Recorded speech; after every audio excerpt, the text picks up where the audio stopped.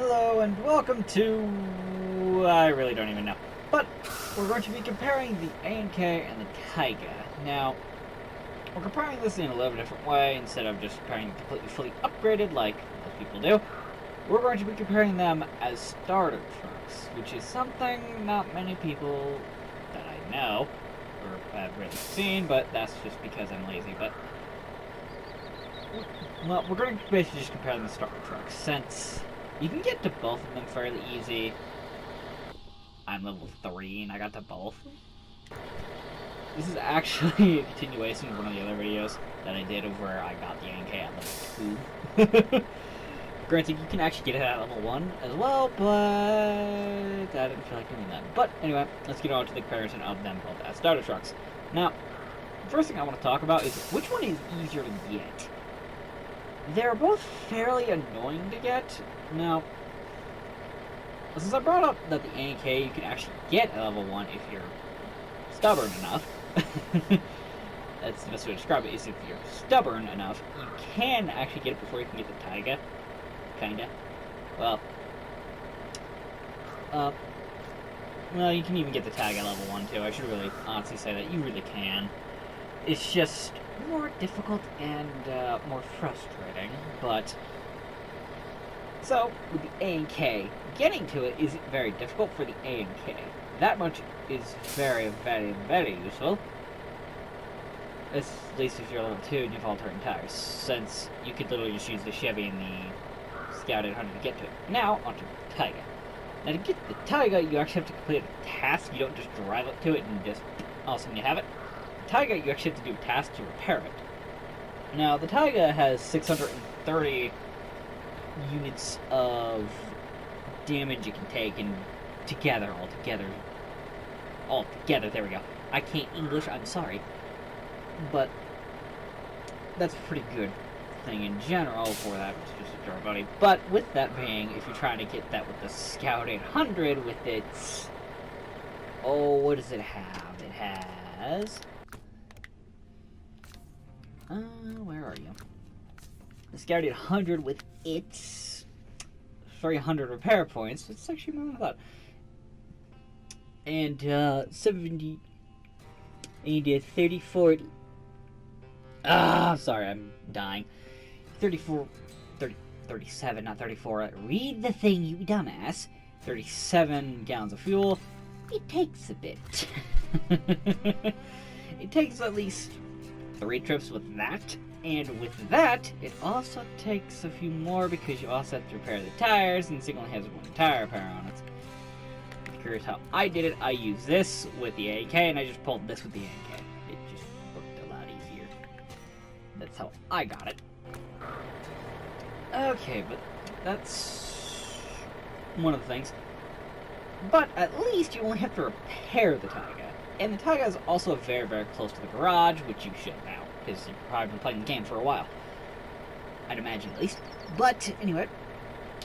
I need to not do that, but fuck you, I do it all the time. Now... Alright, now, let's get to the Tayga, actually. As why the Tayga is kind of a better starter truck, is more of a better truck than the A&K, at least to start. The Tayga is a lot more modular than the A&K, since the A&K can only have that on the back of it and whatever trailer you pull behind it. It kind of makes the Tayga better. Just for that reason alone. Since the Tayga, you can actually have a crane on it. Well. And the Tayga also has more fuel. And when you get to mud tires, which is at level 13, you can actually have 47-inch mud tires, and the A&K can only have the 51-inch ones, which is kind of annoying. So, you have to have the upgrade for the A&K. Tayga, you do not. But that's when you get to level 13, and that's also including if you don't get the suspension for either one of the trucks, considering you can go to Russia to get it, but you have to complete certain tasks to get that upgrade to upgrade that truck, and the A&K you don't. You can just drive to that upgrade. So, they're both kind of have their pros and cons for that one. Okay. And back, actually still to the Tayga. The Tayga also has more fuel capacity than the A&K and burns through. Well, they pretty much burn through it as pretty much the same, right? Tayga has 8 gallons of fuel, or about 100 liters, because I use gallons, because I'm an American, and I'm lazy, and I like gallons more than I like liters, but that's just a personal thing, and I could always gripe about how these trucks are so unrealistic with how much fuel they carry, but that's another new. Now, for power, as you can see, I actually think the Tayga is actually more powerful. I think it's just heavier, if I remember correctly. I think the Tayga is just heavier than the A&K. For power-wise, I believe Tayga is actually more powerful than the A&K. Even with the actual upgraded engines that you can get later in the game, I believe the Tayga is more powerful, though. So there is that.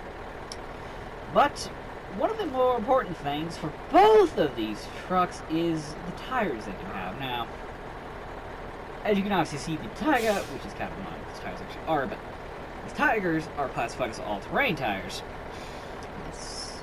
You can get, as soon as you get the truck, you can put these on. That's not a big deal. You can just grab the truck, once you grab it, you can put this on. Whoop-de-doo. But the A&K obviously has off-road tires from the start, which is honestly a big deal. Since all-terrain tires are pretty much just good across the board, or average across the board for their tires. It's average across the tires to change. It's average. I'm sorry. Then, off-road tires are, well, excellent off-road and then good in mud, which are pretty much the only two things that actually matter. On a road like this, or on blacktop, it does not matter. All that stuff does not matter at all. So, now, if you want my personal opinion, I go with the A&K just because I like the A&K more. That's just a personal opinion. But in retrospect, both the trucks have the pros and cons for starter trucks.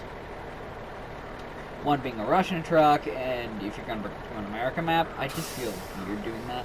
Actually, then there's the American trucks, and you're more likely to be in Michigan if you're starting off in Michigan, which you can start off on whatever map you want, really. Especially if you have the A&K with the Tayga, you can start off on whatever map you want. I know this for a fact.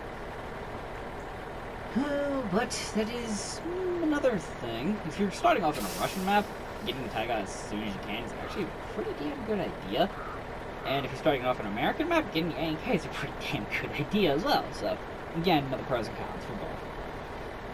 But yeah, comment what you think which truck is a better truck to get from the start. I would like to hear your argument.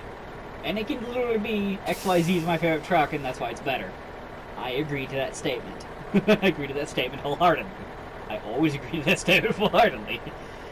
As like I said, I like the A&K more than the Tayga.